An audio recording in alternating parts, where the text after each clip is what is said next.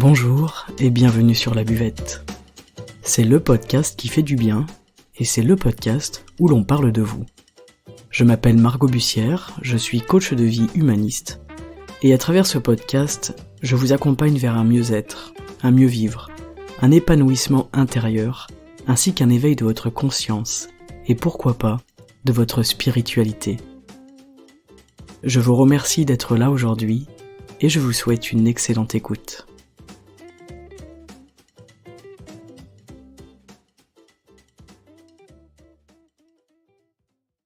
Alors aujourd'hui, j'avais envie de vous parler de la confiance en soi. C'est un sujet qui est vaste, un sujet que je trouve passionnant et que je trouve terriblement d'actualité aujourd'hui en 2022. Qui ne rêve pas de faire ses propres choix, d'avoir un réel pouvoir de décision sur sa vie et d'avoir son libre arbitre? Alors je vous l'accorde, c'est en vogue en ce moment, mais c'est surtout au service de notre liberté, la confiance en soi. C'est vivre selon nos convictions, nos valeurs profondes. Et ce n'est pas toujours chose simple à cause de la comparaison qui est omniprésente dans notre société et surtout grâce ou à cause des réseaux sociaux où l'on compare sans cesse nos vies à celles des autres. Moi je vous invite aujourd'hui à être authentique. Être authentique, c'est se présenter au monde avec ses qualités et ses défauts. Et sans peur, sans crainte de se sentir jugé de ce que l'autre va en penser.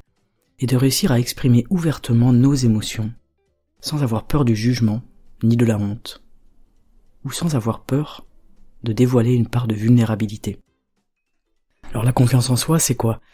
C'est avoir confiance quant à nos valeurs personnelles, nos compétences, nos ressources, tout ce dont on est capable, toutes les richesses qui se trouvent en nous. C'est vraiment faire confiance à notre instinct, c'est avoir confiance en soi, c'est être capable de s'appuyer sur ces valeurs, ces ressources-là qui existent déjà à l'intérieur de nous, et c'est réaliser quels sont le socle de nos choix, de nos décisions, de nos prises de parole et de nos mises en action. Selon moi, la confiance en soi est directement liée à l'estime que l'on a de soi, donc à la valeur que l'on s'attribue à nous-mêmes. Alors une bonne estime de soi, c'est quoi ? Ce n'est pas dire et croire qu'on est le meilleur, loin de là. Une bonne estime de soi, c'est bien se connaître, savoir qui l'on est, et reconnaître donc nos parts d'ombre aussi, parce que ce n'est pas qu'une question de positif. On ne cherche pas que nos qualités, on ne cherche pas à faire gonfler notre ego. On cherche à se connaître et à s'accepter, à savoir qu'on n'a pas toujours raison, mais qu'on peut défendre un point de vue qui nous tient à cœur si on le décide. C'est comprendre nos émotions et les comprendre avec bienveillance, et nos comportements également, et les regarder avec du recul. Et découvrir du négatif, ce n'est pas une mauvaise chose, d'ailleurs c'est très bien, ça apprend à l'ego à se remettre un peu en question. C'est vraiment une autocritique qui est juste et bienveillante de nous-mêmes. Si vous avez tendance à vous dévaloriser, intérieurement ou extérieurement, votre estime de vous-même sera basse, et donc ça vous amènera à perdre la confiance que vous pouvez avoir en vous. Se dévaloriser intérieurement, c'est tout simplement mal se parler. C'est se traiter d'idiot ou d'idiote quand vous oubliez de faire quelque chose. C'est de vous juger bien trop sévèrement en fait pour une bêtise quelconque, souvent pour des choses qui n'ont pas une réelle importance. Alors voilà, aujourd'hui, je voudrais vous demander comment est-ce que vous vous parlez au quotidien ?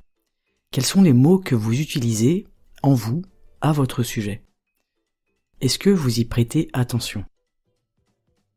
Vraiment, je vous invite à devenir conscient de la façon dont vous vous parlez, de la façon dont vous vous traitez. Est-ce que vous êtes juste envers vous-même ? Ou est-ce que vous pratiquez la dévalorisation de votre personne ? Est-ce que vous vous parlez avec amour et bienveillance ? Est-ce que vous vous parlez comme vous parleriez à un ami cher, à un membre de votre famille, ou tout simplement à quelqu'un que vous aimez ? Il est intéressant de prendre une minute pour se regarder faire, pour s'écouter parler intérieurement, et découvrir l'estime que l'on a de soi, et surtout l'amour que l'on se porte. Alors pourquoi je vous parle d'amour dans un podcast sur la confiance en soi ? Eh bien, tout simplement parce que je suis partisane d'une théorie merveilleusement humaniste qui est la suivante. La confiance en soi, pour moi, elle découle de l'estime de soi, qui découle de l'amour de soi. Je pense vraiment que tout est une question d'amour. Voilà, c'est dit, mais ne vous inquiétez pas, on y reviendra plus tard, c'est promis. Avoir confiance en soi, c'est aussi un moyen de s'affirmer. Mais à l'inverse, s'affirmer est un excellent moyen de prendre confiance en soi. Donc vous l'aurez compris, les deux sont étroitement liés et interdépendants. Alors ce que l'on appelle l'affirmation de soi, Ce n'est pas affirmer que vous avez toujours raison, ce n'est pas affirmer que vous êtes le plus fort, le meilleur, et que vous n'allez plus écouter personne. Évidemment que non, ça on appelle ça de l'égocentrisme ou de la mégalomanie. L'affirmation de soi, ça veut dire tout simplement vous affirmer dans vos relations avec les autres. Intégrer le fait que vous valez tout autant que la personne qui est en face de vous. Et ne pas vous dévaloriser ou vous déprécier lorsque vous vous retrouvez devant quelqu'un qui, lui, semble avoir grandement confiance en lui. Alors cette affirmation de soi, elle passe par le fameux non. Apprendre à dire non. Et c'est très en vogue en ce moment, je vous l'accorde, mais ce n'est peut-être pas sans raison. C'est tout simplement, si je puis dire ainsi car c'est loin d'être simple, apprendre à dire non à quelque chose qui vous dérange profondément. C'est vous autoriser à ne pas accepter que l'on vous manque de respect, que l'on vous maltraite, que l'on vous parle mal, que l'on vous fasse du mal, ou que l'on chante vos émotions. En réalité, lorsqu'on autorise ce genre de comportement à notre égard, c'est parce que nous-mêmes, on adopte exactement ces comportements-là envers nous-mêmes. Si je me parle mal, pourquoi est-ce que l'autre devrait me parler mieux ? Si je ne me respecte pas moi-même, comment puis-je demander à l'autre de me respecter ?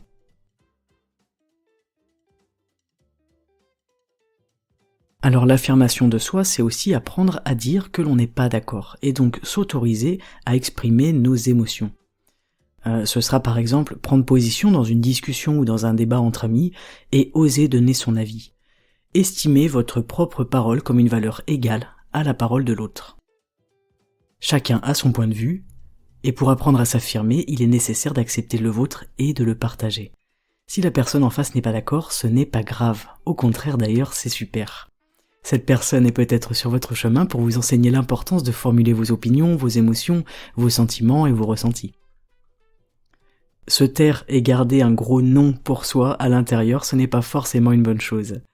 Car sachez-le, tôt ou tard il ressortira, et probablement sous forme d'un volcan explosif qui détruira tout sur son passage. Vous voilà prévenu. Et vous alors, est-ce que vous savez dire non ou pas ? Est-ce que vous prenez la fuite quand vous vous sentez attaqué ? Est-ce que vous ne supportez pas vous mettre en valeur ou est-ce que vous n'y parvenez pas ? Est-ce que partager votre opinion ou une idée qui vous tient à cœur vous semble quelque chose d'impossible ? Tous ces comportements-là, ils sont dictés par des pensées parasites. Ces pensées parasites, elles viennent directement du manque d'estime et de confiance que l'on a en soi. Le manque de confiance, il peut être vraiment déclencheur d'émotions qui blessent notre cœur, comme la tristesse, la honte, la culpabilité. Et si vous vous laissez submerger par ces émotions-là, vous pourrez avoir tendance à vous renfermer.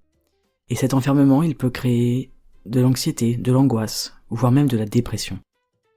Vous voyez, il est donc grand temps d'agir et de vous occuper un peu de vous et de votre intériorité merveilleuse. Mais alors pourquoi diable avons-nous tant de mal à dire non et surtout à nous affirmer en tant qu'être vivant unique si cela est si vital pour notre bien-être mental et physique ? Eh bien, à cause de notre besoin intarissable d'amour et de reconnaissance, mais surtout à cause de la manière dont on conçoit l'amour, c'est-à-dire comme quelque chose que l'on puise à l'extérieur de nous. Nous avons besoin d'être aimés par les autres, par des êtres extérieurs à nous, et c'est bien souvent ce qui crée des blocages sociaux, des blocages quant à l'affirmation de soi. Si j'ai une mauvaise estime de moi qui découle probablement d'un manque d'amour-propre, je vais avoir tendance à aller chercher à l'extérieur ce que je n'ai pas à l'intérieur. Ici, en l'occurrence, de l'amour. Donc, je vais aller chercher cet amour sous toutes les formes qu'il m'est possible d'atteindre, avec par exemple l'approbation de l'autre, l'autre approuvant mon choix, mon avis, ma façon de penser, l'autre approuvant qui je suis. Je vais donc être récompensé par une approbation extérieure grâce à un comportement qui a été mis en place par mon fait dans cet unique but. Je vais dire oui pour ne pas être rejeté. Je vais dire oui pour être aimé. Je vais dire oui pour ne pas froisser l'autre, pour ne pas le brasser, pour ne pas le blesser et pour ne surtout pas m'opposer à lui. Je vais chercher à l'extérieur une affirmation à ma légitimité d'être. Et je vais chercher l'affection et la reconnaissance. En fait, c'est très simple, mon cœur il va aller chercher à l'extérieur ce qu'il ne trouve pas à l'intérieur, de l'amour. Le problème dans cette démarche et dans ce fonctionnement, c'est que parfois, on peut en venir même à tellement chercher l'amour de l'autre que l'on en oublie notre intériorité et que l'on peut aller jusqu'à faire des choix contraires à nos valeurs profondes et donc au détriment de notre bien-être intérieur. Et ça vient vraiment toucher notre estime de nous-mêmes. accepter ou du moins autoriser quelque chose envers quoi nous ne sommes pas d'accord à l'intérieur, c'est nier une partie de soi. Et c'est une source de frustration terrible et de mal-être intérieur très puissant. Le problème, c'est qu'un manque d'amour et donc d'estime de soi qui induit un manque de confiance en soi pourra se traduire par des blocages à plusieurs niveaux. Dans le couple, dans les relations amicales, familiales, sociales, professionnelles, et ces blocages-là, ils auront des conséquences au quotidien, même là où on ne le soupçonne pas. Elles pourront provoquer en nous un sentiment de dévalorisation, de la jalousie, des mécanismes de fuite comme le mutisme pour éviter toute communication par exemple que l'on perçoit comme une confrontation au lieu d'un simple échange bienveillant. Alors ici, je ne vous invite pas à vous opposer à tout, ce n'est pas le but. Le non ou le besoin de s'affirmer, c'est une réaction à un sentiment d'injustice, mais il n'est pas nécessaire de s'indigner de tout constamment. D'ailleurs, toute la force de votre non résidera dans la pertinence de son utilisation. On parle ici du non pour affirmer notre identité. D'ailleurs, l'apprentissage du non se fait entre 2 et 3 ans, et c'est en disant non que l'enfant réalise qu'il existe par lui-même, il révèle son individualité. Le non répond donc au fondement de notre identité d'être vivant unique. Mais dire non à tout en tant qu'adulte, ce n'est plus nécessaire. Et là, ça ne touche plus la question de notre identité réelle en réalité. Le non, il ne doit pas devenir une prison dans laquelle on s'enferme. Il faut faire la différence entre ce non-là et le non de l'affirmation de soi. Prenons l'exemple de Rosa Parks. Un jour, elle a dit non. Elle était assise dans ce bus et elle a dit non. Et pas moins par égocentrisme que par affirmation. Une affirmation d'elle, mais également de toute une communauté. C'était un non comme un symbole. C'était une réaction à un sentiment d'injustice profond en elle. Maintenant, imaginez une seconde qu'elle n'ait pas eu suffisamment confiance en elle pour dénouer sa gorge et prendre la parole. Qu'en serait-il aujourd'hui ? Vous avez 4 heures. Sans le courage de dire non, et la confiance en ses valeurs profondes et ses convictions personnelles et son intuition, elle n'aurait jamais permis un tel changement dans le monde, une telle résistance qui a englobé et impacté toute une civilisation. Dire non pour dire non, ça offre peu d'intérêt. Dire non pour affirmer une partie de soi qui nécessite de l'être, alors dans ce cas-là, je n'ai qu'une chose à vous dire, c'est un grand oui. Le manque de confiance en soi peut être un facteur de dépendance d'ailleurs ou de troubles alimentaires. En fait, c'est un mécanisme d'autodestruction qui est pratiqué inconsciemment pour confirmer en nous l'image dévalorisante que l'on a de nous-mêmes. Être perfectionniste est également une traduction d'un manque de confiance en soi. Alors comment concrètement y remédier ? Mis à part s'aimer. Déjà, je vous invite à prendre conscience de ce que vous réalisez au quotidien et de ce que vous avez déjà réalisé jusqu'ici. Vous pouvez tout à fait tenir un petit journal dans votre téléphone ou dans un cahier pour la version old school, et le soir vous pouvez noter 3 choses, 5 choses, 10 choses dont vous êtes fier aujourd'hui, dont vous êtes content, des choses qui vous ont fait du bien et qui vous rassurent sur ce que vous faites et sur qui vous êtes. Ensuite, je vous invite à passer à l'action. Plus vous allez expérimenter des choses, plus vous allez apprendre des compétences, mais aussi apprendre sur vous-même. Et se connaître, c'est une des clés fondamentales d'une confiance en soi qui soit stable et durable. Plus vous irez loin dans l'action, et plus vous vous sentirez à l'aise, et moins par la suite vous aurez de peur. Un pilier essentiel également, c'est un bon entourage. Ne sous-estimez pas l'importance de votre entourage, le soutien, les félicitations, les encouragements, la bienveillance que tout le monde peut avoir à votre égard. Cela joue un rôle capital dans la confiance que vous aurez de vous-même. Alors je vous invite à vous entourer de gens positifs, aimants, bienveillants, qui vous boostent et qui vous soutiennent, qui vous sentent capables, parce que ça va vraiment vous donner de la force intérieure. Mais évidemment, je vous le répète, tout est en vous. S'autoriser à révéler sa personnalité, c'est une des bases solides de la confiance en soi. Ensuite, à chacun de l'enraciner à l'intérieur. Évidemment, je vous invite à écouter et à suivre votre intuition. C'est une boussole interne qui est fabuleuse. Elle est extrêmement précieuse. Votre intuition, c'est le fruit de vos réflexions intérieures. Et ces réflexions, elles ont profondément nourri votre inconscient au fil des années. Elles ont créé une expérience sur laquelle vous pouvez vous appuyer et à laquelle vous pouvez accorder de la confiance. La confiance, elle est donc à puiser en soi, à l'intérieur de soi. En suivant vos intuitions les plus intimes, vous ferez des choix qui vous ressemblent et avec lesquels vous vous sentirez bien, des choix qui seront justes pour vous. Moi je pense, très naïvement peut-être, que le secret, c'est vraiment de prendre conscience de qui l'on est vraiment, profondément, et d'apprendre à se connaître, et se reconnaître, et de s'autoriser à s'aimer, s'accorder l'amour que l'on accorde aux gens que l'on aime. Je ne peux évidemment pas terminer ce podcast sans vous parler de l'importance de la confiance en la vie, parce que oui, pour moi, il y a un lien étroit entre la confiance que vous avez en la vie, en l'univers, et la confiance que vous avez en vous-même. Si rien n'arrive par hasard, alors vos choix seront toujours les bons. Si rien n'est là par hasard, alors vos épreuves seront toujours des enseignements. Si dans votre cœur une foi authentique en la vie prend racine, alors vous ne manquerez plus jamais de confiance en vous-même. Vous saurez que, quoi qu'il arrive, vous êtes exactement là où vous devez être, sur le chemin qui est tracé pour vous, et que vos choix, vos décisions, vos actes sont les bons. Se faire confiance, c'est avant tout se sentir bien, à sa juste place, et oser incarner cette place que vous avez dans le monde et dans l'univers. Vous n'êtes pas sur cette planète par hasard, vous n'êtes pas là en vie aujourd'hui dans ce siècle par hasard. Vous faites partie intégrante de cette nature, de ce monde, de cette civilisation, de cette population humaine, et votre avis compte, vos ressentis comptent, votre intuition compte, votre vision du monde compte. Et elle compte tout autant que celle de votre voisin, de vos frères et sœurs, de vos parents, de vos amis, et même de votre patron. Alors comme d'habitude, je vous propose un petit exercice. Si vous sentez que vous cherchez l'approbation des autres, je vous invite à dresser une liste de vos qualités, de vos ressources, de vos accomplissements, de ce dont vous vous sentez fier à l'intérieur de vous. Le but, c'est d'avoir un regard plus objectif sur qui vous êtes, de sortir de la subjectivité et des préjugés que vous avez sur vous-même, de vous écarter de vos croyances limitantes. Montrez-vous qui vous êtes, puis apprenez à aimer ce que vous voyez là, ce portrait de vous, comme si vous rencontriez une personne totalement inconnue. Votre valeur ne dépend pas du regard de l'autre, mais bien du vôtre. Gardez précieusement cette liste ou jetez-la.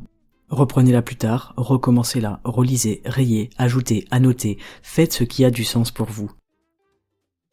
Vous pouvez même demander à vos proches d'ajouter une qualité, une compétence ou une caractéristique positive qui vous est propre. Le tout avec bienveillance afin de vous apporter un regard encore plus extérieur et neutre sur vous-même.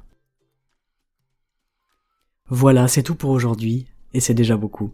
J'espère que ce podcast vous aura plu, et je vous souhaite de mieux vous connaître, pour mieux vous aimer et mieux vous reconnaître. Ainsi, votre confiance et votre estime de vous-même seront des bases solides sur lesquelles vous accrochez pour partir à l'aventure de votre vie. Il est fort probable que j'approfondisse ce podcast, soit dans un prochain épisode, soit lors d'une conférence sur Clubhouse, selon les demandes. Il y a beaucoup à dire, et je dois faire un choix pour ne pas faire un épisode qui dure 2h30. En tout cas, je vous remercie d'avoir écouté cet épisode. N'hésitez pas à mettre des petites étoiles et un petit commentaire, c'est très important pour moi et je vous en remercie. Comme d'habitude, l'épisode est retranscrit et disponible sur mon site margotbussière.fr. Je vous souhaite une excellente journée, au service de votre estime de vous, de votre confiance en vous, et je vous retrouve la semaine prochaine pour un nouvel épisode.